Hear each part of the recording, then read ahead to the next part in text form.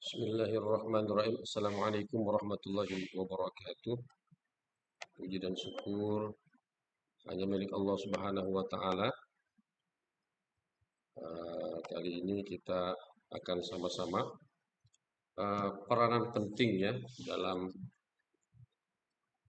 evaluasi efektivitas pembelajaran teknologi, pendidikan dan pembelajaran khususnya dalam pendidikan agama Islam.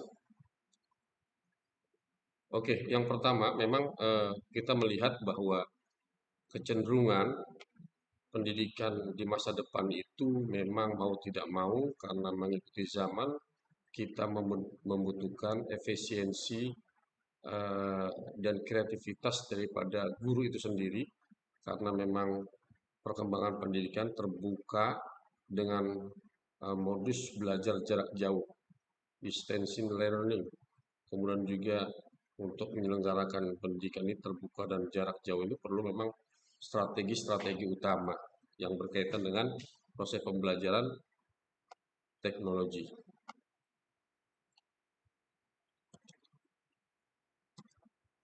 Nah, di era digital pada saat sekarang ini kita bisa tahu bahwa kecenderungan pendidikan di masa depan sharing research bersama antara lembaga pendidikan dalam sebuah jaringan perpustakaan dan instrumen pendidikan lain. Pembelajaran via laboratorium, via aplikasi, kemudian berubah fungsi menjadi sumber informasi, ya, bukan sekedar daripada rak-rak buku yang tersebar. Kemudian juga kita bisa lihat di selanjutnya yaitu kecenderungan pendidikan pada masa depan itu penggunaan perangkat teknologi informasi yang interaktif.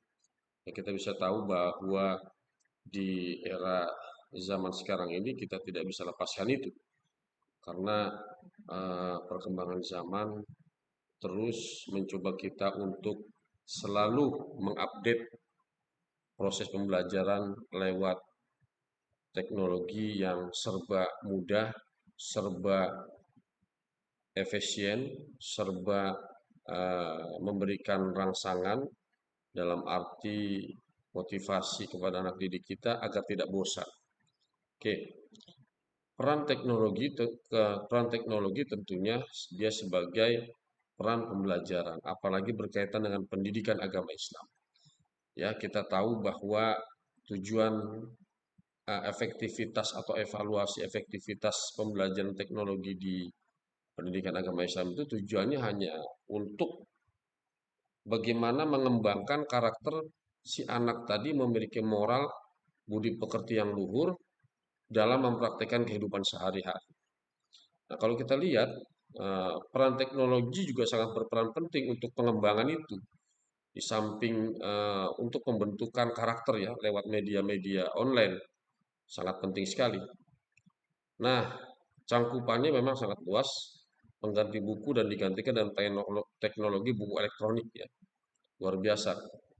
Nah, kalau di dalam literasi apa namanya digital itu ada yang namanya maktabul kutubul syamilah ya. Nah, sebagai media belajar kelompok karena teknologi smartphone yang dilengkapi aplikasi Messenger, WhatsApp ya dan lain sebagainya ini juga memegang peranan penting ya dalam proses pembelajaran penumbuhan karakter juga. Oke, seperti kita lihat juga adanya teknologi juga untuk bisa eh, mendesain atau memberikan inovasi metode belajar seperti apa yang lebih mudah ya dalam penelusuran-penelusuran ilmiah. Ya kita bisa lihat contohnya mesin penelusuran Google. Banyak sekali artikel yang berbau ilmiah ya, diakses secara gratis. Kemudian peran teknologi terhadap siswa juga sangat berperan penting ya dalam proses pembelajaran dan apa namanya tugas-tugas yang lain. Kemudian lebih ringkasnya adalah pembelajaran karena materi yang tertera pada teknologi, mesin yang ditelusuri lewat Google itu menunjukkan apa yang kita inginkan itu mudah ya. Nah, 5 pergeseran pembelajaran. Kita bisa lihat dari pelatihan ke penampilan. Ya, ini dari belajar di ruang kelas ke belajar di mana saja dan kapan saja. Inilah teknologi, ya, di mana ini tidak bisa kita nafikan dan inilah potretnya dari fasilitas fisik ke fasilitas jaringan, dari waktu siklus ke waktu yang nyata. Oke, itulah. Nah, ini dampak positif teknologi. Informasi yang dibutuhkan akan semakin cepat, mudah diakses, memungkinkan berkembangnya kelas virtual atau kelas yang berbasis telekonferensi, ya, sistem administrasi pada sebuah lembaga pendidikan yang semakin mudah. Ini teknis-teknis atau dampak teknologi yang apa namanya negatif pada proses pembelajaran. Tadi kita bisa lihat ya, dampak positif, dampak negatifnya pelanggaran hak plagiat, perubahan tingkah laku dari tontonan yang dapat diakses dengan mudah. Nah, itulah makanya proses apakah efektif dalam proses pembelajaran agama Islam efektif.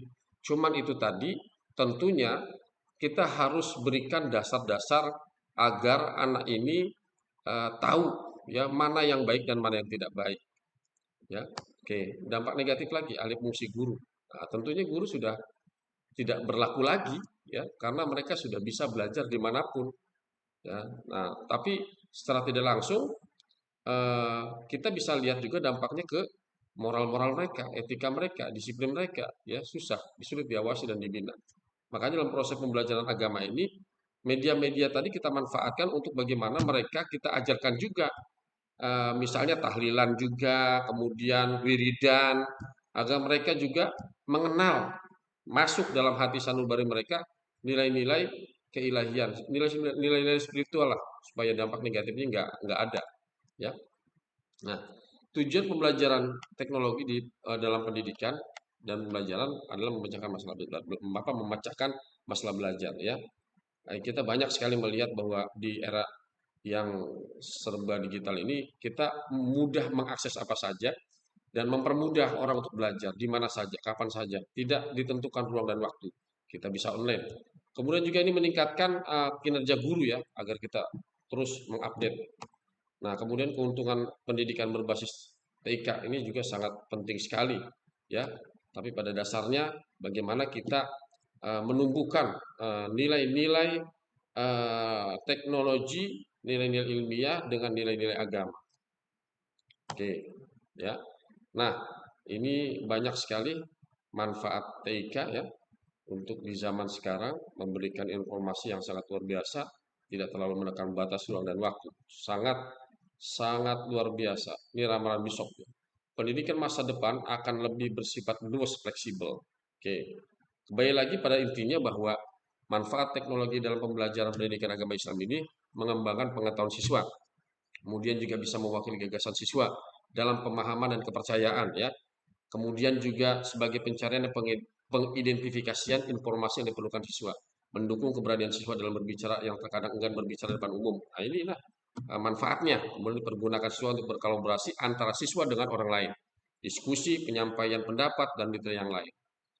Itu yang sangat penting. Tapi intinya adalah bagaimana media-media teknologi ini kita gunakan dengan sebaik mungkin dan jangan dilupakan bahwa untuk dalam pendidikan agama Islam ini adalah kita memberikan pemahaman, memberikan pengetahuan-pengetahuan tentang agama yang berkaitan dengan nilai-nilai spiritual, etika dan akhlakul karimah. Saya kira itu saja. Saya sekali lagi wallahul muwaffiq ila aqwamit thoriq wal afu minkum wassalamualaikum warahmatullahi taala wabarakatuh.